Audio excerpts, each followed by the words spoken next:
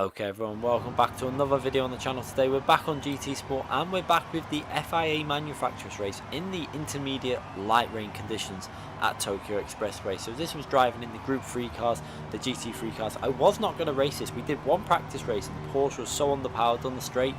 I was going to make a decision not to bother with this race. However, after we finished the Nations race, the chat in the stream managed to persuade me to just do this race and see how it goes. And we managed to get a slipstream in qualifying. I did mess up the last sector slightly. I couldn't get the power down coming out the final corner. Probably lost about 2-3 attempts maybe, which actually would have started me quite a bit further up the grid. I think I would have been pretty much dead level with Lightning there because we were in his slipstream and I'd actually gained on him all the way up to the point of the final corner. I just lost traction. So he's starting from P8 there with the Twix livery again. So not the worst qualifying, actually better than I expected really, considering I hadn't bothered to practice for this race. We had done one practice race, didn't really do much in time trial, just thought we'd just do a race, see how it goes. Managed to get right up to the slipstream of TRR Lightning. I was going to bump draft him down the straight to give him a little bit of a boost, however the Porsche was that lacking in power, even with a slipstream it couldn't gain on the Dodge Viper, so had to just sit behind him. Unfortunately that last corner didn't quite hook up. The traction coming out the final corner was just twitching about a little bit, couldn't lay down the power and lost a good few tenths. And unfortunately I think if I would have, just like I say, if I would have got that power down, we would have been starting right at the front behind Lightning. However, starting from P8 isn't the worst. We're going to look to stay in the slipstream. The Porsche does need the toe in this track. It's so important to stay within the draft range because it's massively lacking power down the main straight. I think it was about 6 to 7 miles per hour down on some of the faster cars, but with a slipstream we should be able to just hang in there. It's going to be difficult to make any overtakes really on the faster cars because you don't really gain anything, you just pretty much stay level. But if they've got a slipstream as well, it makes it even harder. Brake bias, I was probably going to move that. I think that's on the wrong setting there, -2. I should have really had it on -3. It would be interesting if I actually changed that. But we're going to start this race starting from P8, and the aim, like I say, is to try and stay as close to the cars in front and make up a few positions. Now, the one thing about this combination was light rain conditions. Tokyo, known for penalties anyway. In light rain conditions, you're very likely going to see a lot of mistakes, people missing their braking, you know, with the slipstream taking effect, and a lot of people dropping out of the top 10 battle. So hopefully we can maybe push forward. I wasn't too confident, to be honest, with the lack of practice that I had. I did know that it was a one-stop race for myself, as on the inside there Quentin looks like he missed his brakes a little bit, had a little look up the inside, but just managed to hold it around the outside with the traction that you get from the Porsche. And now looking ahead to just try and stay as close as possible to that Mercedes in front of us. Now you can see that already people are driving it fairly sensibly so far at the start of this race. No one's really gone too aggressive at the start there. I think a lot of people in top split knew that the first corner was really important just to stay on track. This was a long race, there was no point making any daft decisions really. The race was I think it was over 31 minutes in distance, which again, these races are getting to the distance that I'm really enjoying. There's a lot of tactics involved with these. There's a lot of you know, you don't have to be as aggressive really in the moves you make as we go through the opening lap here. Just making sure I stay behind these drivers in front, not pushing too hard, not overdriving the Porsche, and just trying to keep it nice and simple as we go into the final corner. And now this is where we need to be as close as possible to the cars in front because the Porsche massively underpowered. You'll see what I'm talking about as we go down the straight. Even with a slipstream, there's not much you can do as we stay to the left there, just because it looked like it was getting a little bit clogged up on that inside. You saw VLX Marvel going up the inside there. He's trying to get the traction down that Mercedes. You've got the Corvette in front of him, pushing him a little bit closer to the wall, but gave him just about enough space to tuck back into that slipstream. But now this is the point that I'm talking about. There's no way I can actually gain on them cars. All I can really do with this situation is aim to keep that gap pretty similar to what we're in now. So we also needed to do a little bit of fuel saving in this race because the Porsche was marginal, mainly because you needed to get a lot. It's basically a top speed track, so you can't really do short shifting through certain areas of the track where you would normally do it in this car. But while I've got the slipstream, I decided we're going to try and save some fuel just so that we can push through some areas where the Porsche is strong really. As long as we've got the slipstream, you can get away with doing that short shifting anyway as we go into turn 1. A lot of side-by-side action there, but it all looks fairly clean at the moment. Nothing's really too harsh. People just squabbling for position, battling. You can see that it's Firestorm in P1 there, PR1 Fire, that is Firestorm's new name, has actually pulled away. Nissan GTR very, very strong around this track, and with its straight line speed, he's able to break that toe, and he was also absolutely flying around this combination, really getting close to the walls, pushing like crazy. As we get very close to Mercedes through here, they brake very early there. There must be a group of cars very close. Tiniest little bit of contact to Marvel there, but no harm done, and the game has given Marvel a penalty. Not very good to see. I really hope that Gran Turismo get on top of these penalties, because Marvel and myself, you couldn't even see the contact. It was that minor, and it wasn't anything that would have caused either of us any harm in that position of the race. It was because cars slowed down in front of Marvel. Marvel had to slow a bit, I had to slow a bit, tiny bit of contact, and it gave him a 5-second penalty for that. Pretty disgusting that the game has done that, but not really my fault. Nothing I can do in that situation. It was just, you know, it was literally a tiny little rub probably. It's a shame to see, but we're going to carry on there, because at the end of the day, it wasn't my fault that he got that penalty really, because there was cars that slowed down in front of him as well. I think he actually touched Ruffle in the Corvette also, but didn't get a penalty for that. So as far as I know, that's what he got the penalty for, was from when I've touched him, but it's a shame to see. Hopefully they will get on top of this, like I say, and start taking in some of this information that they must be seeing. These penalties still coming up. It's penalties that shouldn't exist. There was no need to give a penalty in that situation. Just let the action carry on. It wasn't aggressive enough to warrant a penalty. As we now go down the main straight, you can see that we've got Sonic behind us in the other Porsche, managing to hang on there in the slipstream. Myself just about managing to keep up with the Corvette down the straight with the slipstream. You can see I really did need this toe, because we're actually going to get to about 176 miles per hour. Without that slipstream, we actually get to 174, 175 I think there, but without that we only get to 166, so nearly a full 10 miles per hour faster while in the slipstream. That shows you the advantage of making sure that you stay in the toe as we go through these corners again, just trying to stay as close as possible. So we've got a bit of a situation now where we've got a gap to Sonic behind. He lost the slipstream, but then he was able to push through the middle sector. He seemed very fast through the middle sector. Also was gaining quite a lot of time on the final corner for a line that he was taking, very narrow line, which I did start trying to copy a little bit, because it did seem to give very good traction taking a very tight line through that corner. But you can see through here the Porsche was fairly solid. I wasn't too confident at pushing through this section, because like I say, we hadn't done any practice. Normally I would have done 1 or 2, maybe 3 or more practice races. Some races we do more. If there's no good daily races on, we tend to do live streams just to practice in FIA. But for this race I just didn't really bother, because I didn't think I was going to do it. But still managing to keep up with the group in front of me. You can see, just trying to keep it simple and keep it away from the walls. That is the main aim in this track. Keep it out of trouble, and just hope that others around you make mistakes, and you can just take advantage of that and get yourself up a few places as the race goes on. You can see there, Ford GT was going to struggle with fuel. That probably helped us out in this race, because the Ford GT was good enough around the track to stay with the Nissan GTR. However, because obviously the Ford GT has quite severe fuel issues, I think that Ford GT had to do a lot of saving of fuel, and this has probably helped this pack stay close together and help Firestorm just pull away. I think if there would have been a car there like the Mercedes AMG that might have been able to stay with Firestorm a little bit better, someone might have been able to stay in the slipstream just about, because it was possible for the Porsche to just about stay in the slipstream to the GTR, but it had to be driven perfectly. As we jump on now a few laps, there wasn't much action involved for, I think it was about 2 laps where it was just pretty static. We're going to rejoin the action on lap 5 just before the pit stop phase kicks in. Going into the braking there, you're going to see now the line that Sonic takes. I think on that inside he goes over the curb and gets a lot of traction from that corner, actually gets himself alongside on the right hand side.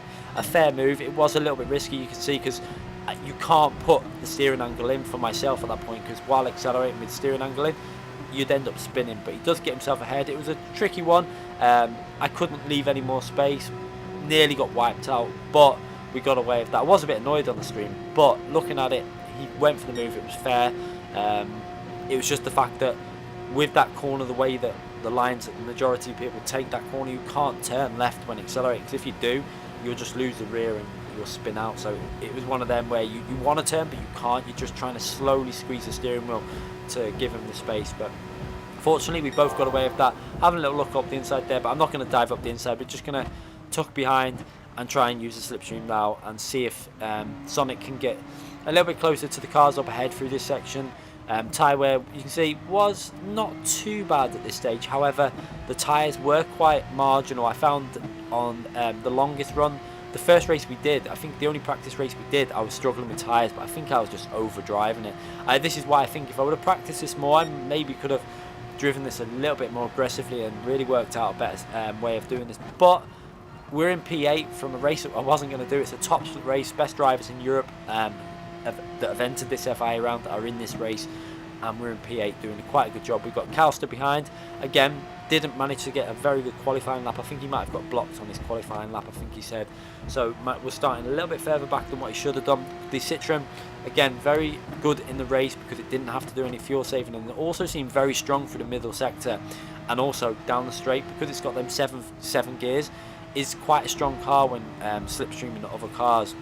However, he's working his way through. I was pretty sure that he might go for the alternative no-stop strategy because the Citroen, with obviously traffic and how fast he was, his race pace was very good. It wasn't as good as the GTR driven by Firestorm, but I think it was good enough to be in P2 if he had managed to get a good qualifying in. As we go down the straight, two cars going side by side. You see there Sonic battling with the Corvette, but that's a little bit of a he's obviously got the right to go for that, but I don't really see much point because I think the Corvette has just got the power to go straight back past him. We'll see if he manages to get past now the Corvette.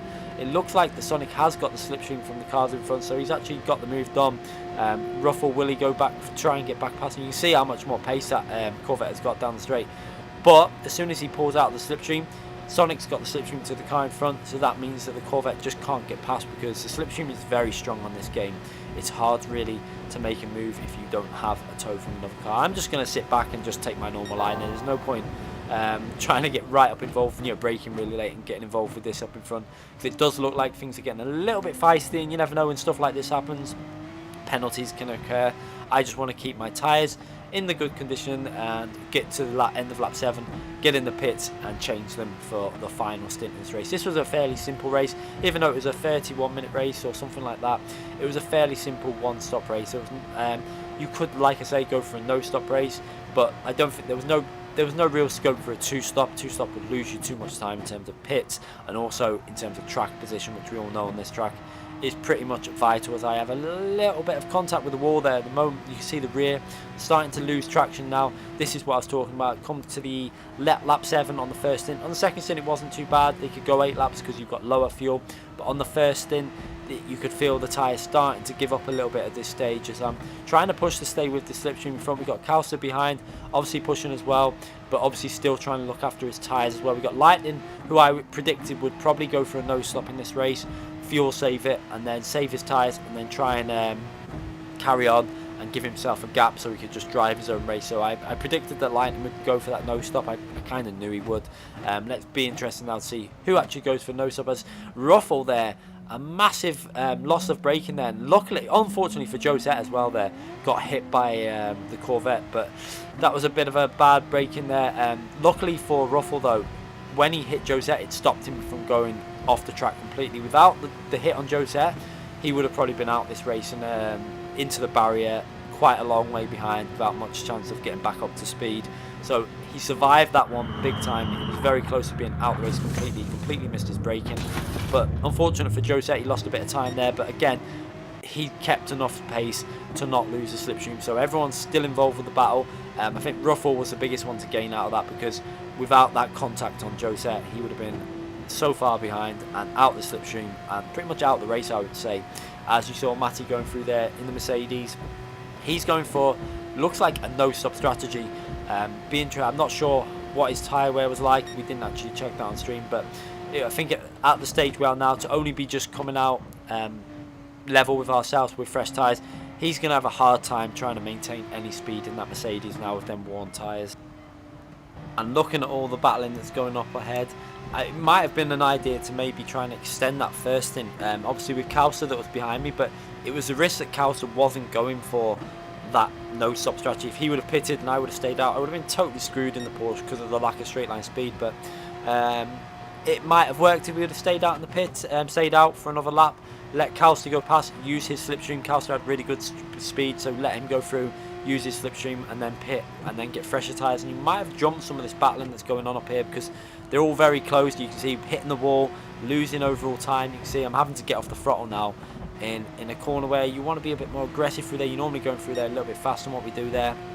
But this is what I say, strategies can sometimes work for you, sometimes work against you. It's hard to really know what to do because you don't know what the other drivers are going to do, so you kind of just, the safest bet at Tokyo is to follow the drivers that are in front of you. As there, Ruffle again hits the wall, have to go to the left hand side, get in front of Ruffle though. You can see another car up ahead has got a big penalty there. I don't know what that was from in the Mercedes. I think that was Matty also, who was going for the no stop, so his race is ruined. 5-second penalty with worn tyres, that's not going to be good for him. But just look how close this is. Having to again be cautious on the throttle there because the angle that I take through there was a lot more narrow than what the drivers in front of me were taking. Maybe they're going for that traction, but again, going down the straight, good thing for myself is now looking at the cars in front of me, I don't think many of these cars are particularly great in a straight line. I think the Ford is up there somewhere, but we've got 2 Porsches and a Corvette. So 3 Porsches in this battle, which is surprising because I didn't think the Porsche was particularly good here, but it's at least it's good to know that I'm up there with the Porsche drivers that have probably put a bit more practice in than what I did for this. So doing a reasonable job for my manufacturer championship, because obviously 5 races count in this season out of the 10 races. I have missed one already. This will be my 5th race to bump my score up a little bit as we go into the braking. Again, not interested in looking up the inside there. I'm just trying to keep it fairly simple in this race, not risk too much, and just try and stay out of trouble as much as possible as we have. That Corvette back behind me, be interesting. That Corvette's got a lot of speed and seemed very, very strong around this track, to be fair. I think that the FR seemed to come a lot stronger at this track, maybe with the weight on the front rather than the rear, gave the front end through the fast corners. That could obviously be a factor, whereas the Porsche with the weight on the rear caused a little bit of understeering some of these fast corners. So it obviously gives you good traction through slow corners, but then on fast corners you can see there the difference with the Corvette able to go so much faster through that corner. Actually goes for that move there. I didn't think he was going to go for that move. It was a very good move by Ruffle Waffle, very brave, but it did rely on myself seeing that coming and not turning in. But luckily I saw in the mirror he was going to go for it. I was again on stream in the heat at the moment. I was a little bit like, I don't think he should have gone for that, but I can understand 100% why he would go for that. It was a fair move, a very good move as well by Ruffle. Obviously wanted to get himself back up after the mistake he made, hitting the wall, and also the mistake when he hit Josette. Wants to get back up involved with that battle as we go into the final corner again, trying to get that braking point spotted. Porsche quite good on the brakes, I did notice, compared to some of the FR cars. You can see that again, trying to get that line where I hit the apex very tight on. It seems to give reasonable traction. We did see Sonic actually get all the way over the curb on that right side, something that I'm going to try next time we come to this track in the wet conditions. There seems to be a massive amount of traction if you stay all the way over to the right, over the curb. You seem to be able to straight line it and get a massive pull out of that corner. So interesting line. I did notice he was gaining 3 or 4 attempts on that one corner every time, so that's something that I will try next time to see if it will help out for overall lap times. We go down the main straight now onto lap 10, and you see we're going to skip through now to lap 14 because it was pretty much static. You can see nothing's really changed in front. However, what we have now is the no stoppers are getting involved with this race. You can see Calster is up there battling now in between us. We've got 2 laps to go. Lightning is just ahead of the group that we're in now, so Lightning trying to stay ahead as well. This is probably helping Lightning out though at this stage of the race when everyone's battling with Calster holding people up. You see Calster almost drifting through that corner there, struggling with the rear tyres. They're starting to fade on him. He's got pretty much no grip at all left in that Citroen.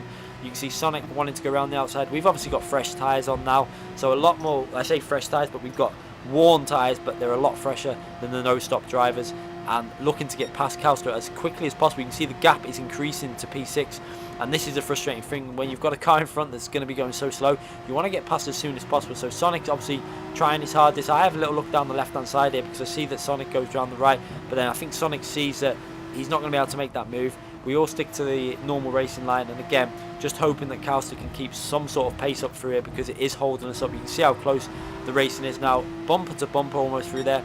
A lot of speed through this final sector. I was actually quite confident through these final corners. The Porsche was pretty decent. It wasn't as good as, like I say, the GTR, but it was pretty solid through here as we get on the power. Calcer hits the wall, and that causes Sonic to go to the left. I have to go down the left hand side because I can't go right. He covers that, and he squeezes me a little bit into the wall, but just about realizes at the last minute. We managed to get past Sonic into the braking, but Sonic completely misses his braking, wipes out Calster nearly there, straight into Calster, and because of that he takes an awkward line through there. I'm off the power, little nudge into Sonic, it spins him. We're going to have a little look at that. I get a 5-second penalty. It wasn't deliberate. We'll take a look at that in slow motion now, and I'll show you why. I mean, there was a bit of controversy again in this race, but again, the issue wouldn't have happened without the dive that Sonic did into that corner. We'll have a little look at in slow motion now. You see, it all starts from back there when Calster hits the wall. Sonic has to go to the left. He loses a bit of space. I go down the left, and now watch as we go into the braking. Sonic just misses his braking massively. We slow it down into slow motion. You can see how late he brakes. Calster brakes a little bit early, but again, it's not too bad. I'm pretty much at the limit of the braking where I'm braking, and Sonic completely hits Calster. See, at that point, I think he's running wider, but because of the hit on Calster, he comes at a really unusual angle. I'm off the throttle now. No throttle inputs until I went to put the throttle on. Then I realised we're going to hit him. Come off the throttle, and then it's just a really clumsy, awkward incident.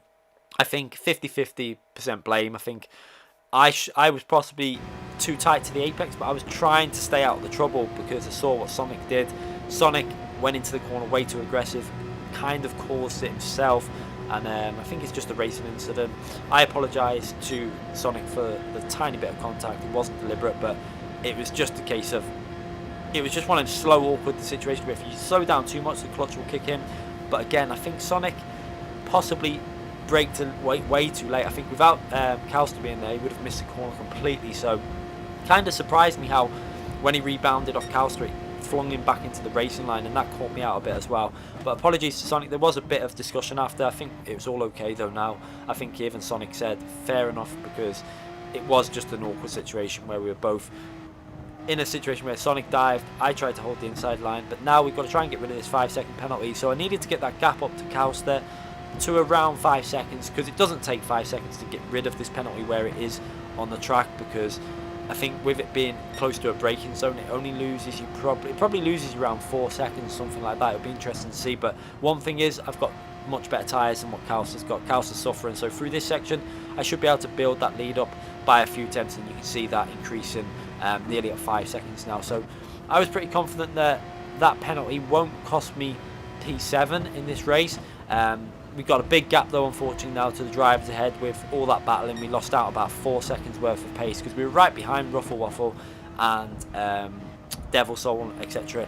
just before that. So unfortunately lost quite a big chunk of time in this race, but we're still in P7, and considering we wasn't going to race this race, this would be a great result. So I now come into the line, have to take my penalty at this point. You can see another driver has had a penalty there. I think that is TRL Lightning possibly that's had a penalty.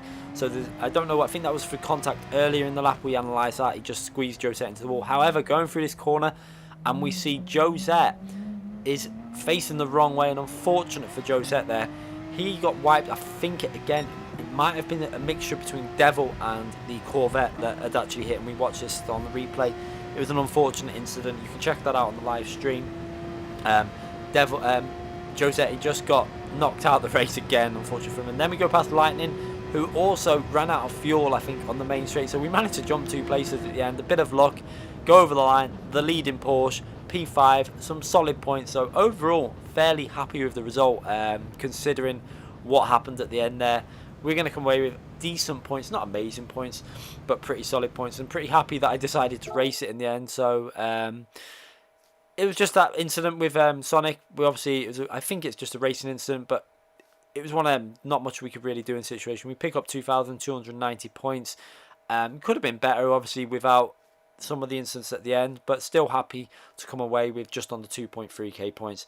And again, 5 solid rounds now in the FIA Manufacturers Championship, so doing okay. Hope you enjoyed that race. A lot of action in there, some controversy again, but we move on to the Nations race next. That will be the next video we upload, and we'll be doing more streams for the FIA season as we go through the coming weeks. Thanks again for watching, everyone. Make sure you subscribe if you haven't already subscribed, and click that notification button so you don't miss any future videos. Thanks again for watching.